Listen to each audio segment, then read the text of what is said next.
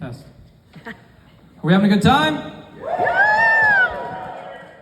I said, are we having a good time?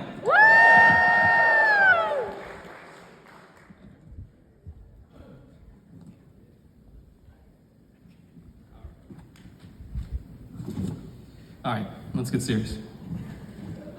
Friends, family, ladies and gentlemen, today I'm here to honor my best friend, Joseph Earl Shoulders, as he marries the love of his life. Let's give them all a round of applause. I know they put a ton of work making this a grand old time. Now, some of you may know, but most of you probably don't know, that Joe and I, we have a little nickname for one another. We call each other Busta. I am Busta, and he is Busta. Our close friend Matt, he's also Busta. Got a little confusing for a bit, so we started referring Joe exclusively as Joe Busta, but all you need to know is that if you hear us say Busta, it's a little term of endearment between close friends.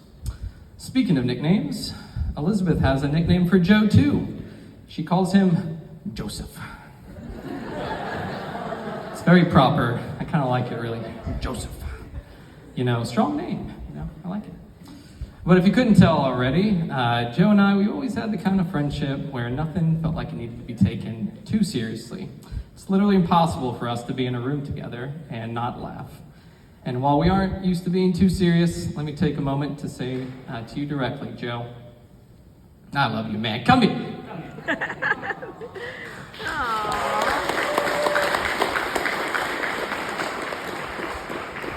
I love this man, and my life has only gotten better since I've met him. So,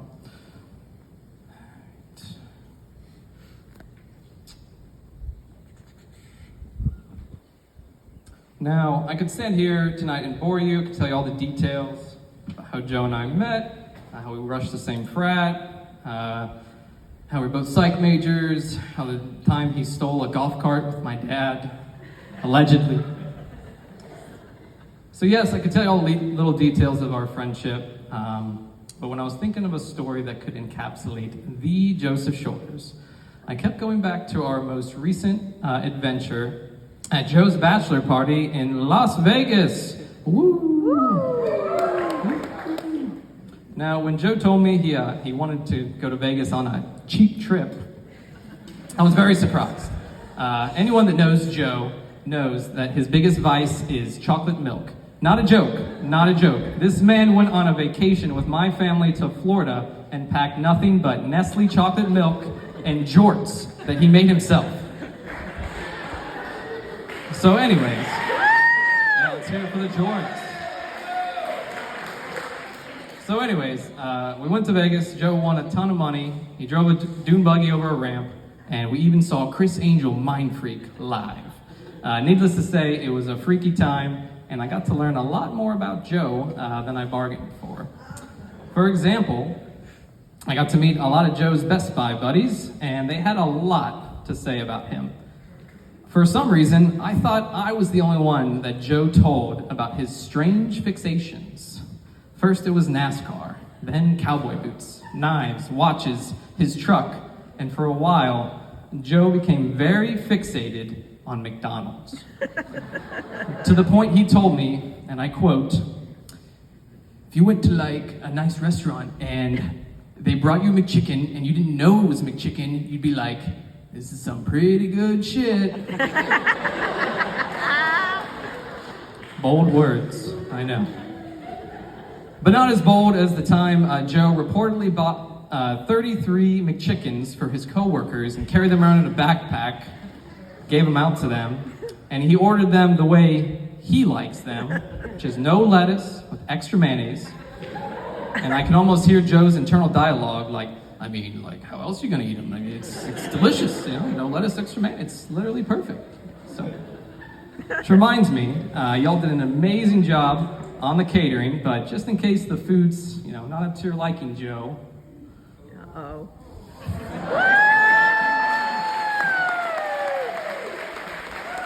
Just the way you like it, buddy. That's right.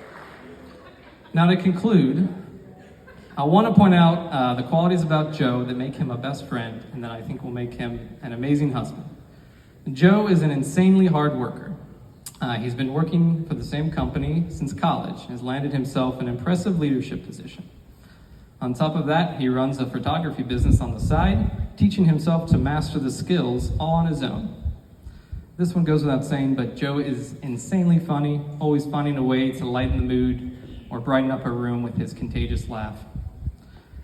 Something I've noticed about Joe is he can be quite indecisive at times. I mean, when I first met Joe, he told me he wanted to be a doctor, and then he changed to psych, and then he jumped into getting his business degree. Now, Joe's not the first college student to ever change their major a few times, but Joe, you know, he just gets so fixated on things, and he would call me up out of the blue, and he'd be like, hey, I think I'm gonna go to trade school and become a welder. And I'd be like, become a welder? And then he would just tell me for like 30 minutes straight, like the history of welding and every single thing someone needs to do in order to become a welder. And then like a week later, he would call me back and be like, yeah, I don't wanna be a welder anymore. I think I'm gonna go back to grad school and maybe become an electrician in a few years.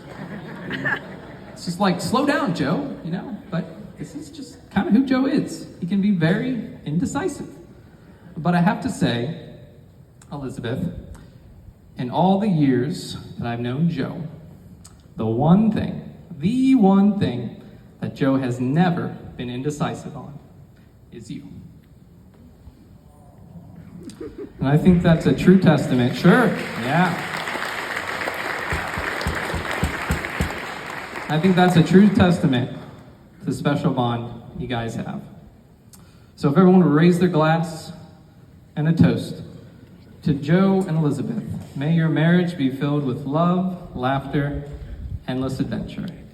I wish you both nothing but the best, and I know that the best is yet to come. To Joseph and Elizabeth.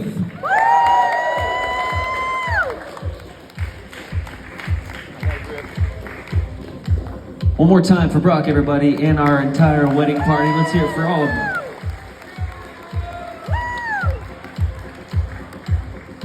Okay, our next order of business.